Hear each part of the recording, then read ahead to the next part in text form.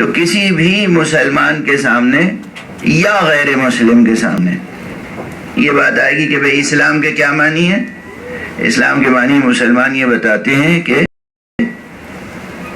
خدا واحد کے سامنے سر تسلیم خم کر دینا اسلام ہے. تو گویا یہی پہلا سبق ہے اسلام کا. میں نے گزارش کرنے کی کوشش کی تھی کہ خود یہ عبارت لفظوں کی حد تک کہہ دینا اور پڑھ لینا آسان ہے، مگر واقعاً خدا واحد کے آگے سر تسلیم خم کر دینا، اسے زندگی میں برتنا بہت دشوار ہے. زندگی ہے انسان کی، کتنی تہدار ہے زندگی، کتنی پیچیدہ ہے زندگی، کتنے مسائل ہیں ہماری زندگی کے، کتنے شعبے ہیں زندگی کے، کتنے معاملات ہیں ہماری زندگی کے. ہر شعبہ زندگی میں، ہر معاملہ زندگی میں، ہر مسئلہ زندگی میں خدا پیش نظر رہے، اس کی رضا پیش نظر رہے، اور انسان اپنی انانیت کو داخل نہ دے، مکمل طور پر خودی کو نظر خدا کر دے. یہ کیا آسان کام ہے.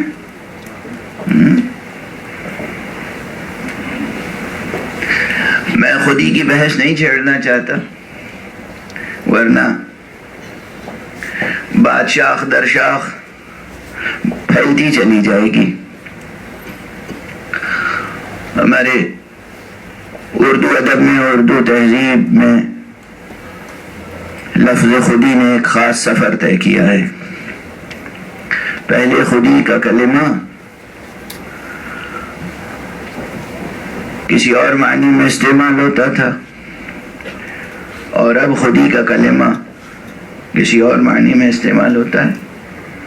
آخر جس طرح اس پوری کائنات میں ہر شے کا سفر ارتقاء جاری ہے، اسی طرح زبانوں کا بھی سفر ارتقاء جاری ہے. اسی طرح الفاظ بھی ارتقاء کا سفر طے کرتے ہیں، اور جو الفاظ ارتقاء کے سفر میں ساتھ نہیں دے پاتے وہ متروک ہو جاتے ہیں. وہ متروک ہو جاتے ہیں. یہ زبان جو ہے یہ معمولی چیز نہیں ہے، یہ خود آیات الہیہ میں سے، اللہ کی نشانیوں میں سے، معجزات حق میں سے ہے. یہ زبان، یہ گفتگو، یہ آواز بحیثیت آواز بھی ایک معجزہ ہے، اور اگر یہی آواز مختلف معانی کی ترجمان بن جائے تو سوچنے کی بات ہے کہ اس میں یہ صلاحیت کیسے پیدا ہو گئی، اس آواز میں یہ صلاحیت کیسے پیدا ہو گئی کہ میرے دل کی بات آپ کو بتا دے. اور ہمارے آپ آواز یہ میرے دل کی بات آپ تک پہنچا دے. بہرحال آواز، الفاظ، کلمات، تو لفظ خودی کا اپنا ایک سلسلہ ابحاث کا ہے، بحثوں کا ہے. لیکن کل بھی میں نے ایک شعر پڑھا تھا، اور اس شعر پہ آپ حضرات نے ماشاءاللہ داد بھی دے دی تھی، اور بس میں خاموش ہو کے رہ گیا تھا.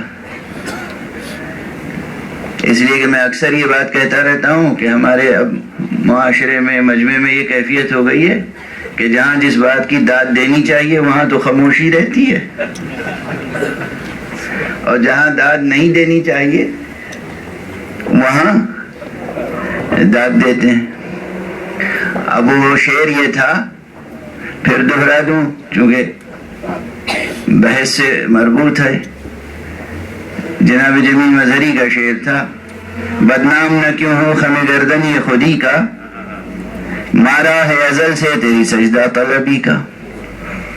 گویا اللہ سبحانہ و تعالیٰ کی طرف سے جو سجدے کا حکم ہے یہ بار ہے ہمارے اوپر، یہ ہماری خودی کے خلاف ہے. اس کے آگے سر جھکانا یہ گراں گزر رہا ہے.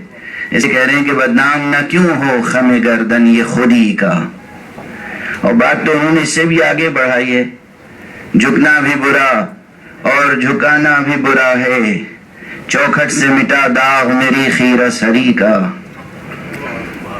کچھ بھی نہ ملا ہاتھ کو کشکول بنا کے، یہ دست دعا کاسے خالی ہے خودی کا.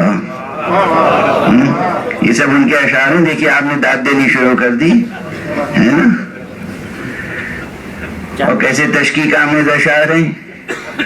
ان کی تعبیر بھی مشکل ہے. اور ہمارے آپ یہ نوجوان اور یہ بچے جو لندن کے ہی ماحول میں پروان چڑھے ہیں، ان کے لیے تو یہ ابھی اردو اور مشکل ہوتی جا رہی ہوگی.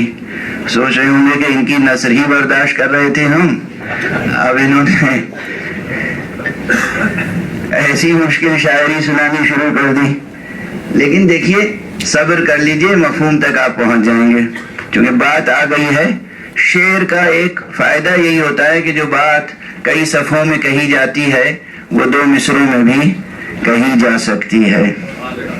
تو اب یہ فرما گئے کہ کچھ بھی نہ ملا ہاتھ کو کشکول بنا کے، یہ دست دعا کاسے خالی ہے خودی کا.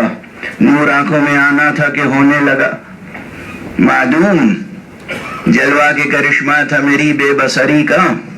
میں جناب جمیل مظہری صاحب کی خدمت میں گستاخ تھا،